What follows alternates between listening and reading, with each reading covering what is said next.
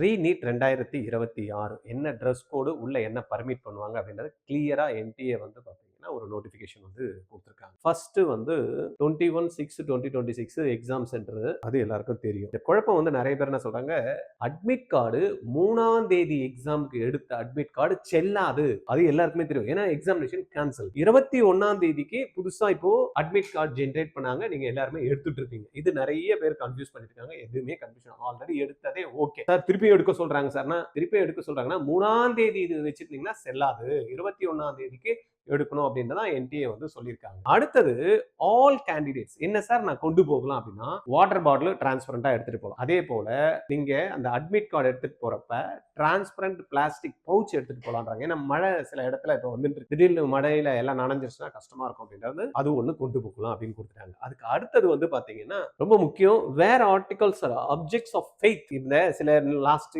இதெல்லாம் பாத்தீங்கன்னா அந்த தலப்பா இது வைக்கிறது, அப்புறமா அந்த டர்பன், வந்து பாத்தீங்கன்னா அந்த தாலியை கூட சில இடத்துல வந்து பாத்தீங்கன்னா எடுத்துட்டு போக கூடாது அப்படின்ட்டாங்க. இதெல்லாம் வந்து அப்ஜெக்ஷன் வந்ததுனால அதை வந்து கண்டிப்பா வந்து கொடுக்கலாம். ஆனா ஃப்ரிஸ்கிங் வந்து சென்டர்ல இருக்கும் அப்படின்றத சொல்லியிருக்காங்க. Right. Light clothing is preferred. Candidates may wear full sleeve கூட போட்டுக்கலாம் கவர்மெண்ட். ஆனா என்ன பண்ணும், கொஞ்சம் முன்னாடியே போயிடுங்கப்பா செக் பண்றதுக்கு அப்படின்ற மாதிரி கொடுத்துருக்காங்க. ஸ்லிப்பர்ஸ் லோ ஹீல்டு வந்து ப்ரிஃபர்டு. ஹை ஹீலா இருந்ததுன்னா அகைன் கொஞ்சம் டைம் எடுக்கும் செக் பண்றதுக்கு. அதனால கொஞ்சம் முன்னாடி வந்துருங்க அப்படின்றத சப்ஜெக்ட் டு அடிஷனல் செக்ஸ் அப்படின்ற மாதிரி கொடுத்துருக்காங்க. ஸ்ட்ரிக்டா இதெல்லாம் எடுத்துட்டு போக கூடாது அப்படின்னு சில ஐட்டம் கொடுத்துருக்காங்க. Electronic devices not allowed. அதுக்கப்புறம் மொபைல் போன்ஸ் நாட் அலௌட். அதெல்லாம் நமக்கு தெரியும். Smart watches not allowed. Bluetooth accessories not allowed. Earphones not allowed. Any communication devices inside exam hall prohibited அப்படின்னு கொடுத்துறாங்க. ரைட்டா? மெட்டாலிக் ஐட்டம்ஸ் லார்ஜ் பெல்ட் போட்டுட்டு போலாம். ஆக்சுவலா லாஸ்ட் டைம்லாம் பெல்ட் போடக்கூடாதுன்னு, பட் பெல்ட் போடலாம். லார்ஜ் பெல்ட் பக்கிள்ஸ் இருக்கு இல்லையா, அந்த மாதிரி ஐட்டம்ஸ் போடக்கூடாது.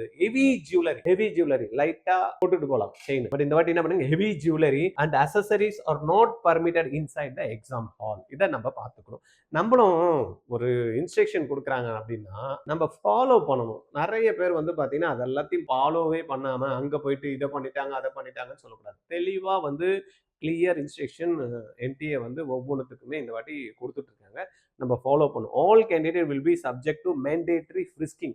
ஐயோ என்ன ஃப்ரிஸ்கிங் பண்றாங்க, பணம் இது பண்ணிட்டாங்க அப்படிலாம் கிடையாது. பிஃபோர் என்ட்ரி எல்லாருக்குமே ஃப்ரிஸ்கிங் இருக்கும். அதனால candidate R advice to report the centre the schedule time என்ன கொடுத்துருக்கோம் அந்த ஷெட்யூல் டைம்ல கரெக்டா வந்துருங்க அப்படின்றத சொல்லி அழகா வந்து தெளிவா கொடுத்துருக்காங்க. இதை நீங்க ஃபாலோ பண்ணிக்கங்க. இதுல ஏதாவது உங்களுக்கு டவுட் இருந்ததுன்னா 9176552121 இந்த நம்பர்ல எனக்கு கால் பண்ணுங்க.